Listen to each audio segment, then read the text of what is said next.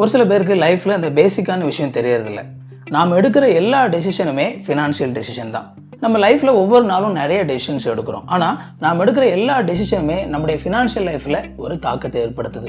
இது தெரியாமல் உங்களால் மணி சேவ் பண்ணவே முடியாது. ஸோ இந்த வீடியோவில் நம்ம எப்படி மணி சேவ் பண்ணுறது அப்படிங்கிறதான் பார்க்க போகிறோம். ஒரு சில விஷயங்கள் ஏற்கனவே கேட்டிருப்பீங்க, ஒரு சில விஷயங்கள் உங்களுக்கு புதுசாக இருக்கலாம். எப்படி இருந்தாலும் உங்களுக்கு இந்த வீடியோ ரொம்ப யூஸ்ஃபுல்லாக இருக்கும். நீங்கள் சரியான விதத்தில் பணம் சேவ் பண்ணணும் அப்படின்னா நீங்கள் செய்ய வேண்டிய முதல் விஷயம், நீங்கள் பட்ஜெட் போடணும். பட்ஜெட் அப்படிங்கிறது என்ன? பட்ஜெட் அப்படிங்கிறது உங்களுக்கு எவ்வளோ வருமானம் வருது அப்படிங்கிறத பார்த்து அதில் இருக்கிற பணத்தை, எவ்வளோ பணத்தை நான் சேவ் பண்ண போகிறேன், எவ்வளோ பணத்தை நான் இன்வெஸ்ட் பண்ண போகிறேன், எவ்வளோ பணத்தை நான் செலவு பண்ண போகிறேன், இந்த செலவு பண்ண போகிற பணத்தை அதில் நான் செலவு பண்ண போகிறேன், இது எல்லாத்தையும் பிளான் பண்ணுறது தான் பட்ஜெட் போடுறது. நீங்கள் யாராக இருந்தாலும் பட்ஜெட் போட்டு பழகணும். நீங்கள் ஒரு ஸ்டூடெண்ட்டாக இருக்கலாம், நீங்கள் நினைக்கலாம் நான்லாம் எதுக்கு பட்ஜெட் போடணும்னு நினைக்கலாம். ஆனால் உங்களுக்கு கிடைக்கிற அந்த கொஞ்சம் பாக்கெட் மணியை கூட நீங்கள் சரியான விதத்தில் பட்ஜெட் போட்டு நீங்கள் பழகுனீங்க அப்படின்னா இந்த பழக்கம் உங்களுடைய லைஃப்பில் ரொம்ப முக்கியமான நல்ல ஒரு பழக்கமாக இருக்கும். ஒருவேளை நீங்கள் இப்போ தான் வேலைக்கு ஜாயின் பண்ணியிருப்பீங்க, இதுவரைக்கும் நீங்கள் பட்ஜெட் போட்டு பழகலாம் அப்படின்னா இமீடியட்டாக நீங்கள் பட்ஜெட் போட்டு பழகுங்க.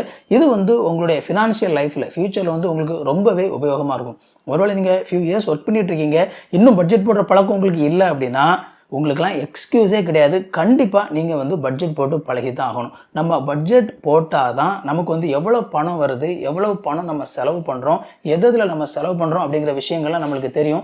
அப்போ தான் நம்ம நம்மளுக்கு வரக்கூடிய அந்த ஃபைனான்ஸை சரியான விதத்தில் நம்ம டார்கெட் பண்ணி அதை சேவ் பண்ண முடியும். நம்ம அடுத்தால பேச போகிற விஷயம் உங்களுக்கு பட்ஜெட் போடுறதுக்கு ரொம்ப யூஸ்ஃபுல்லான ஒரு விஷயமா இருக்கும்.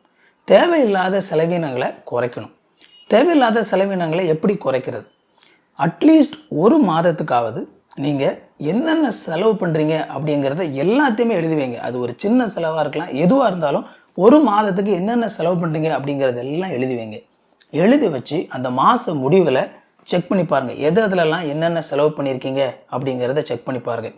அப்படி செக் பண்ணி பார்த்துட்டு இதில் எந்தெந்த விஷயத்தில் எந்தெந்த செலவை நான் குறைக்கலாம், எந்தெந்த செலவை நான் கம்ப்ளீட்டாக அவாய்ட் பண்ணலாம் அப்படிங்கிறத யோசிங்க. உதாரணத்துக்கு நீங்கள் ஃபேமிலியாக படம் பார்க்க போகிற ஒரு பழக்கம் உங்களுக்கு இருக்குது அப்படின்னா ஒரு மாதத்துக்கு நீங்கள் ஃபேமிலியாக 4 படம் பார்க்க போகிறீங்கன்னு வச்சுக்கோங்களேன். இப்போ 4 பேர் இருக்கக்கூடிய ஒரு ஃபேமிலியில் அட்லீஸ்ட் குறைஞ்சபட்சம் நான் சொல்கிறேன் 1000 ரூபீஸாவது இல்லாமல் ஒரு படம் பார்க்க போக முடியாது.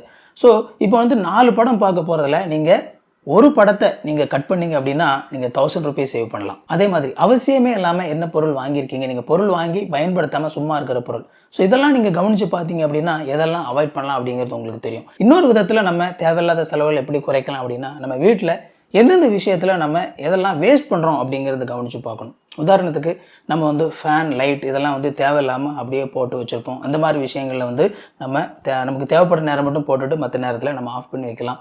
இந்த வீடியோ உங்களுக்கு ரொம்ப யூஸ்ஃபுல்லாக இருந்திருக்கும் அப்படின்னு சொல்லி நம்புறேன். இந்த வீடியோ உங்களுக்கு பிடிச்சிருந்தா அப்படின்னா வீடியோ லைக் பண்ணிக்கோங்க. இது வரைக்கும் சேனலை சப்ஸ்கிரைப் பண்ணல அப்படின்னா சேனலை சப்ஸ்கிரைப் பண்ணிக்கோங்க. உங்களுக்கு நோட்டிஃபிகேஷன் வேணும்னு நினச்சிங்க அப்படின்னா பெல் பட்டனை கிளிக் பண்ணிக்கோங்க. இன்னொரு சூப்பரான வீடியோவில் சந்திப்போம் friends. Thank you. God bless you.